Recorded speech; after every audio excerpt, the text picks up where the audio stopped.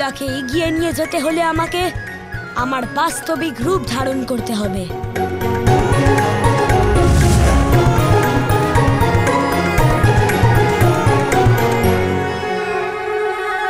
এইটাই কি সোনার হরিণ?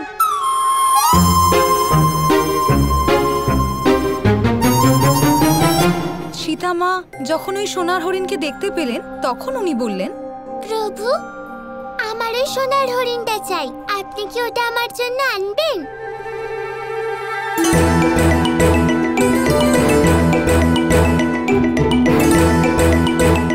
গোপাল, যাও গিয়ে ওই হরিণ নিয়ে এসো। এবার আমি এদের কি করে বোঝাবো যে ওটা হরিণ নয়, গাধা?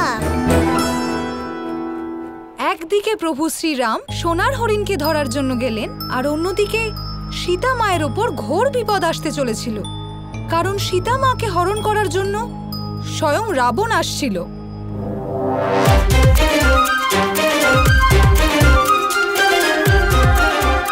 কিন্তু রাবণ কোথায়?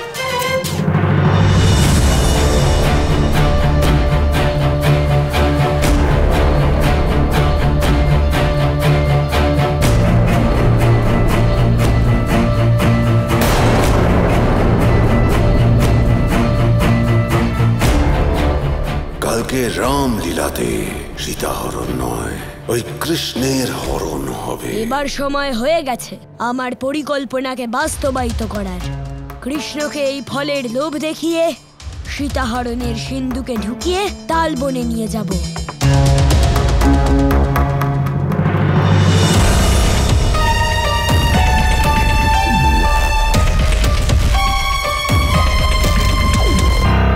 সুস্বাদু আম। এসো গোপাল, খাও। এসো, এই নাও।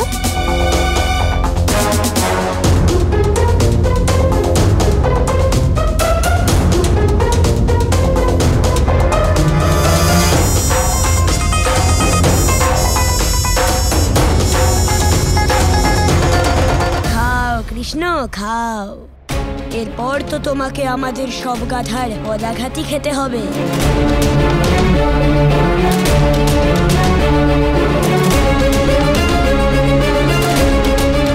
এরপর যখন ও চোখ খুলবে ও থাকবে তালবনে।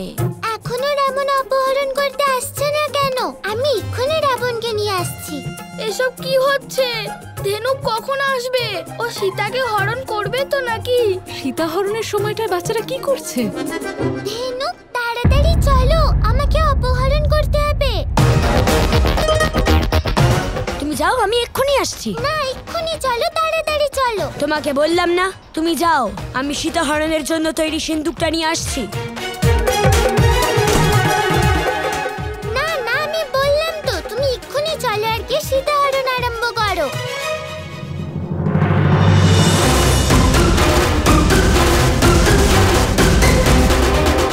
বাঁচাও!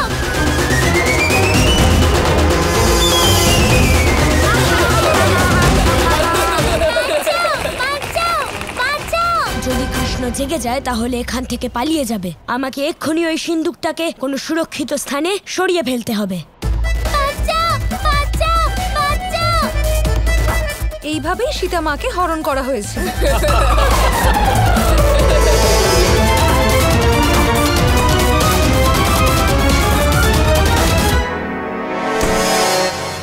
ধেনু!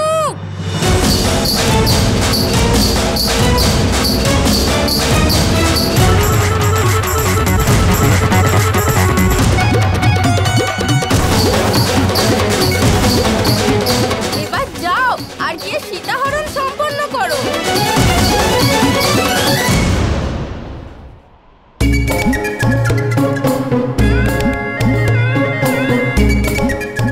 আর তারপর রাবণ পুষ্পরথে করে সীতা মাকে লঙ্কার উদ্দেশ্যে নিয়ে চলে গেলেন।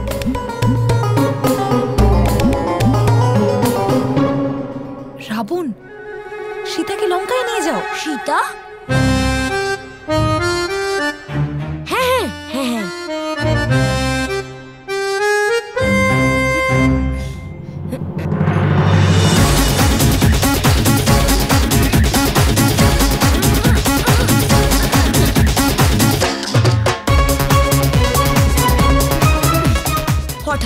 সিন্দুকটা এত ভারী কি করে হয়ে গেল?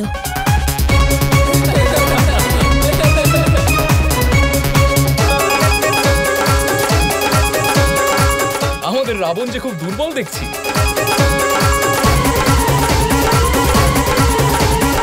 এই রাবণকে দেখে তো স্বয়ং ভগবানও হাসবেন। আমার ভ্রাতার লীলার সম্মুখে কত বড় বড় পালোয়ানও দুর্বল হয়ে পড়েন। ধেনুক তো কেবল এক গর্ধব মাত্র।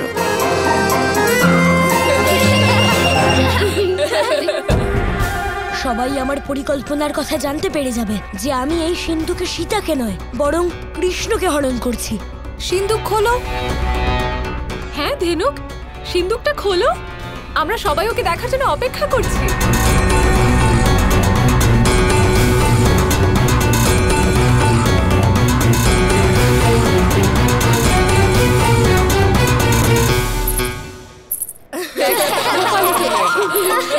এলো নন্দলাল কানাই, এলো গোপাল কানাই। যদি কৃষ্ণ এখানে, তাহলে সিন্ধুকের ভিতর কে? মাখন চোর বালক শিরে শোভে ময়ূর পাল। বৃন্দা? মাটি মাখা মুখে সাজে মাখনের পালকি। ধেনু, আমরা লঙ্কায় পৌঁছে গেছি। মাকে সে মায়ায় চড়ায়, বালক সে মাখন চুরায়। নিজে খেলে নন্দলালা, খেলে ব্রজবাসী সকল। পিছু পিছু ছোটে বাছুর ছুটে বেড়ায় পাল গোপাল। আজ সবই শিশুর মুখী দেখায় যেন নন্দলাল। কিন্তু এটা সম্ভব হলো কিভাবে? নন্দলাল নন্দলাল জয় কৃষ্ণ থাকতে কোনো কিছুই অসম্ভব নয় ধেনু।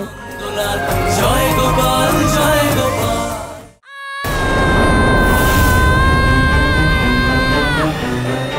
সমস্ত গর্ধবদের ডাকো।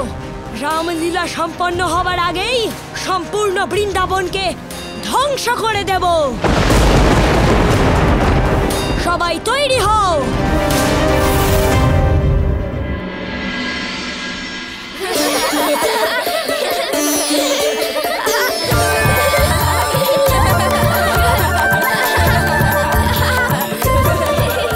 আজকে রামলীলায় খুব মজা হয়েছে। সীতাহরণে ধেনুকও তো খুবই ভালো অভিনয় করেছে। এত সুন্দর অভিনয় করলো যে রাবণকে দেখে সবাই ভয় পাওয়ার বদলে হা হা করে হাসছিল। কালকে তো আরো মজা হতে চলেছে। কাল কি হবে? কাল অশোক বাটিকাতে শ্রী হনুমান আমার সাথে দেখা করতে আসবেন। না, আমার মনে হয় না আমি এই কাজ করতে পারবো। তুমি এরকম কেন বলছো মধুমঙ্গল? কারণ আমি শ্রী হনুমানের ভূমিকা পালন করার যোগ্য নই। আমাকে দেখো, আমার রূপ দেখো, আর বলো যে আমার এই স্থূল চেহারা আদৌ বলবান শ্রী হনুমানের অভিনয় করার উপযুক্ত?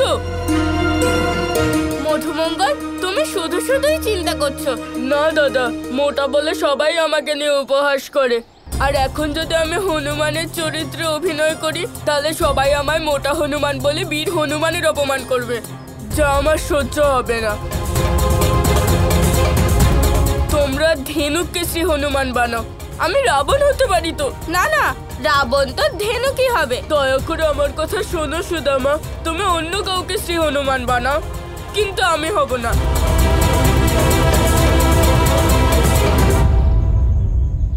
সবাই শোনো, তোমাদের সবাইকে কিছু বলার আছে। তুমি আবার কি বলতে চাও? এটাই বলতে চাই যে কালকে রামলীলার ব্যবস্থা তোমরা করে নিও। কাল আমি আসছি না।